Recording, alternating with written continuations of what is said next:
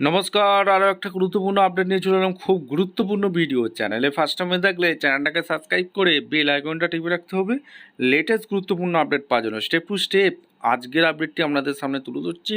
খুব গুরুত্বপূর্ণ ভিডিও হতে যাচ্ছে। অন্নপূর্ণা ভাণ্ডারের টাকা নিয়ে ৩,০০০ টাকা পাবে কি না সেইটা সরকারি একটা নোটিশ দিয়ে দিল, বিজ্ঞপ্তি। কারা টাকা পাবে, কারা পাবে না, বয়স কত লাগবে, কি কাগজ লাগবে, কাদের নতুন আবেদন করতে হবে, অনলাইন আবেদন কবে শুরু হবে, সমস্ত কিছু এই প্রতিবেদনে বলবো। চ্যানেলে ফার্স্ট টাইমে দেখবে চ্যানেলটাকে সাবস্ক্রাইব করে বেল আইকনটা টিপে রাখতে হবে লেটেস্ট গুরুত্বপূর্ণ আপডেট পাওয়ার জন্য। স্টেপ টু স্টেপ আজকের আপডেটটা আপনাদের সামনে তুলে ধরছি।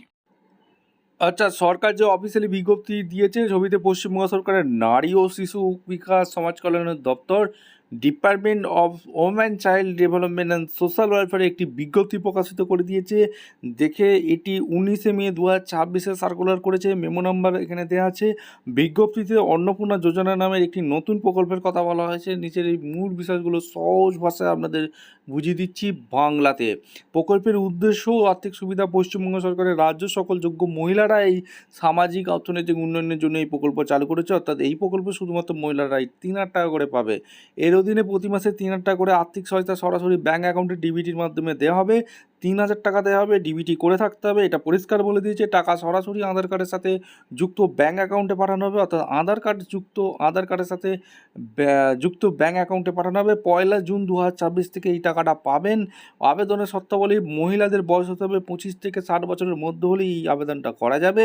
আবেদনকারী যে কোনো স্থায়ী সরকারি চাকরি, কেন্দ্র বা রাজ্য সরকারের স্বশাসিত সংস্থা, পঞ্চায়েত, পুরসভা, সরকারি সাহায্যপ্রাপ্ত শিক্ষা প্রতিষ্ঠানে কর্মী না হন এবং সেখানে কোনো নিয়মিত বেতন পেনশন পেলে আবেদন করা যাবে না। আবেদনকারীকে আয়করদাতা ইনকাম ট্যাক্স হওয়া চলবে না। ইনকাম ট্যাক্স যারা দেয় তাদের কিন্তু এই টাকা পাবে না। লক্ষ্মীর ভাণ্ডার গ্রাহকদের রূপান্তর: বর্তমানে যারা লক্ষ্মীর ভাণ্ডার প্রকল্পের সুবিধা পাচ্ছেন তারাই সরাসরি এই অন্নপূর্ণা যোজনার সারান্বিত মাইগ্রেট হয়ে যাবেন। কোনো ফর্ম ফিল আপ করার দরকার নেই। তবে মৃত অন্য জায়গায় চলে যাওয়া, শিফটেড ভোটার তালিকা থেকে বাদ পড়া বা অনুপস্থিত ভোটার এই সুবিধা পাবেন না। নতুন আবেদন প্রক্রিয়া: যারা নতুন আবেদনকারী লক্ষ্মীর ভাণ্ডারের নাম ওঠেনি তাদের জন্য 1 জুন 2024 থেকে অন্নপূর্ণা যোজনা পোর্টালে অনলাইন আবেদন সুবিধা চালু হবে। গ্রামীণ এলাকায় বিডিও এবং শহর এলাকায় এসডিও অফিসের পত্রগুলো যাচাই করবে। কলকাতা পুরসভা কেএমসি এলাকার জন্য পুরসভা কর্মকর্তারা এই যাচাইয়ের কাজ করবেন। এখানে 1 জুন থেকে চালু হয়ে যাচ্ছে এই অন্নপূর্ণা যোজনা। আপনাদের মতামত অবশ্যই কমেন্ট করে জানাবেন। দেখা হচ্ছে কোনো পরবর্তী ভিডিও। ধন্যবাদ।